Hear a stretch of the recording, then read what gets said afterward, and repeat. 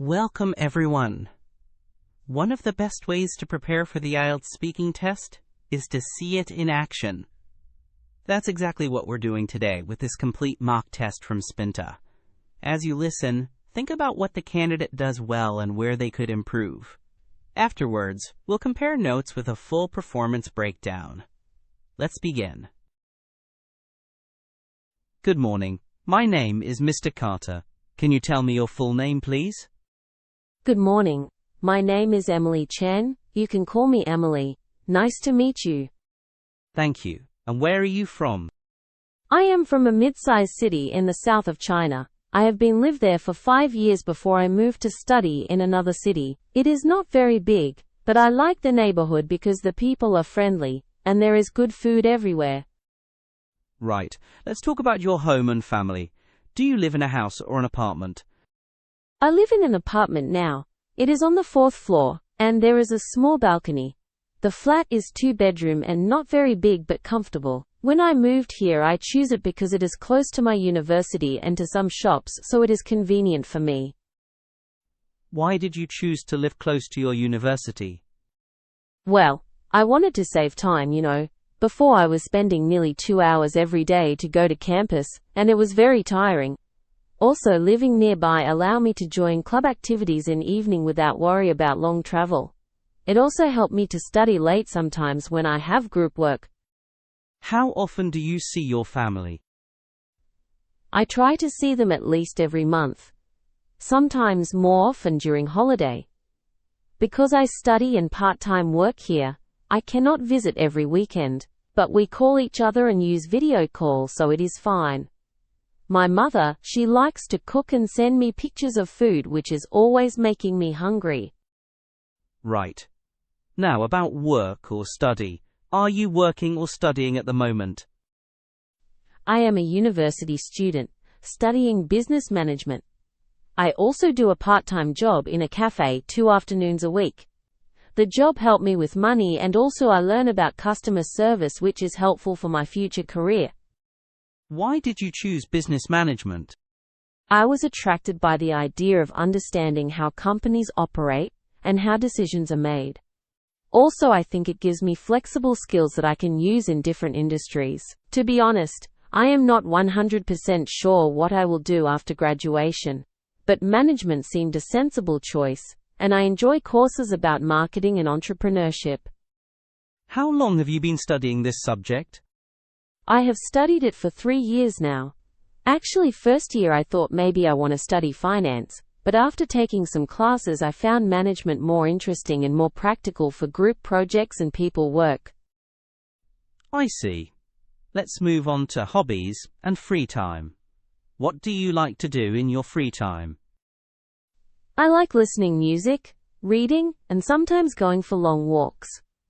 I have been really interested in music since I was a teenager. I am very interested about music of many genres, especially indie and acoustic. Also, I try to read at least 1 book a month, mostly novels, and some non-fiction about productivity or personal growth. What do you enjoy most about reading? Reading helps me to relax, and also to learn new ideas. For example, last year I read a book about minimalism, and it changed little of my lifestyle, like I donate things I do not use. When I read fiction, I like to enter into characters' mind and imagine different lives. It makes me feel calmer after a busy week. How long have you had these hobbies? I have liked music and reading since I was a child. My parents, they encourage me to study and sometimes buy me books. Music I started more seriously in high school when I learned to play guitar with friends. So it is many years now. Do you prefer to spend free time alone or with other people? It depends. I usually enjoy reading alone because it is quiet. But for walks or music I like company. When I play guitar with friend, it is very fun and social. Also, when I study for exams, group study helps to discuss and understand complicated topic. Right. Tell me about your daily routine. What is a typical weekday for you? On weekdays I wake up around 7 and do a short exercise or stretching. Then I have breakfast, usually tea and toast, and go to lectures. Afternoons I sometimes work at the cafe or study in library. In the evening I cook simple dinner, revise notes and maybe read a bit before bed. On busy weeks, I finish studies late, but I try to keep at least 7 hours sleep. Do you ever change this routine? Why? Yes, on weekends I change it. I like to sleep late and go out with friends or visit family. Also, when I have deadlines, I will rearrange routine and work more at night. It is not perfect, but sometimes necessary. Okay, finally in this part let's talk about future plans. Do you have any plans after graduation? After graduation, I hope to find a job in marketing or business development. I want to gain experience and maybe work for a company that values creativity. In longer term, I would like to start small venture, something related to sustainable products, because I care about environment. But I know it is not easy. So first step is getting practical experience and saving money. Why sustainable products? I think the world need more responsible business. When I was traveling last year, I saw many examples of waste and pollution, and it made me think that companies can do better. Also, it is growing market, and maybe combining values and business is satisfying. Right. Now we will move to part 2. Here is a topic for you. I would like you to talk about a memorable journey you took. Please describe where you went, who you went with, what happened, and explain why it was memorable. You have 1 minute to prepare, and you should speak for about 2 to 3 minutes. Your time starts now. Okay. I will talk about a trip to a small mountain town I took 2 summers ago with 2 of my close friends. We decided to take a break from study and book a train to a place famous for hiking and local markets. The journey itself was long, about 6 hours by train, and we sat by the window, listening music and talking. When we arrived, the air felt different, fresher, and it was nice to be away from city noise. We hiked one morning up to a viewpoint which had a wide valley and river below. I remember feeling a bit tired because the path was steep, but when we reached the top, the view was worth it. We took many photographs, and sat there eating sandwiches and talking about our future plans. Another thing I remember is the local market in the town center, where older people sold handmade goods and food. We tried a local snack which was spicy and tangy, and the seller told us about the history of the town. The trip was memorable because it was first time I traveled without parents with friends, and we had full responsibility for planning and budgeting. Also, we had deep conversations about life and our fears, which brought us closer. After that trip, I felt more independent and confident that I can organize travel and cope with small problems like missing a bus or finding accommodation. I think it helped me to grow and learn practical skills which I still use now. I see. Can you tell me one small problem you had on that trip and how you solved it? Yes, on the second day one of our phones ran out of battery and our map app stopped working. We were a little lost and the market was closing. At first we panicked, but then we asked a shopkeeper for direction, and she helped us call a taxi driver she knew. It was a simple solution, but it taught me to not rely totally on technology, and to be friendly with local people, because they can help in unexpected ways. Right. Was there anything about that place that surprised you? I was surprised by how relaxed the pace of life was. People seemed to know each other, and there was a sense of community I did not feel in the city. Also, I was surprised by the quality of water and fresh produce, which tasted different to what I'm used to. It made me think about how city life changes our habits and tastes. Thank you. Now we will move on to part 3. Let's talk about travel and tourism in general. Do you think travel is important for people? Yes, I believe travel is important. It broadens perspective and gives understanding of different cultures. When people travel, they meet others and see different ways of life, which can reduce prejudice and increase tolerance. Also, travel can be educational, and sometimes people learn language or history better by being there. On the other hand, travel can be expensive, and not everyone have opportunity, so it is not a universal benefit. How has travel changed compared to the past? Travel has changed a lot. In past it was slower and more difficult, but now technology like cheap flights and internet make planning easy. People can book last minute and find information quickly. However, this also leads to mass tourism and overcrowding in popular places, which can damage local environment and culture.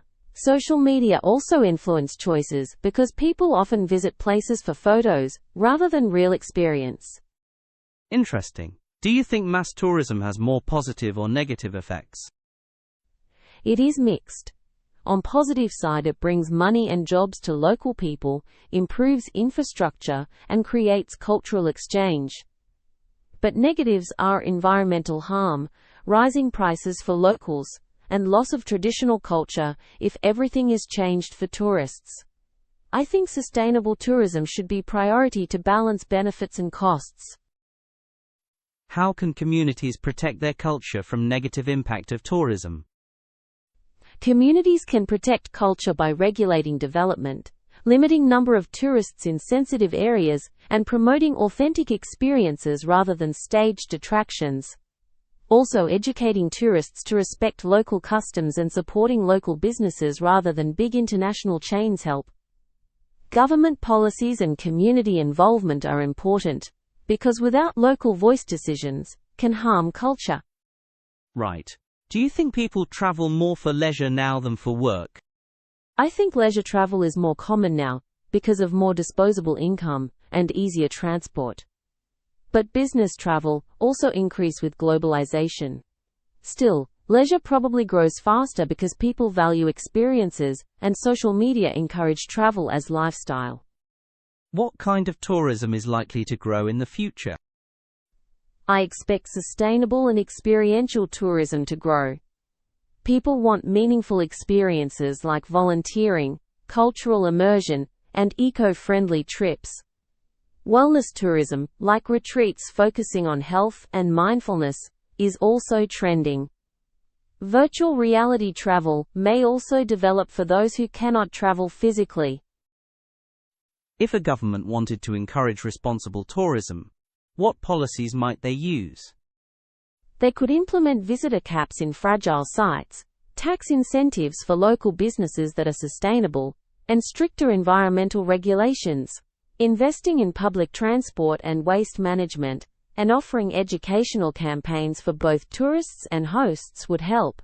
Also, involving local communities in decision-making ensures development respects local needs.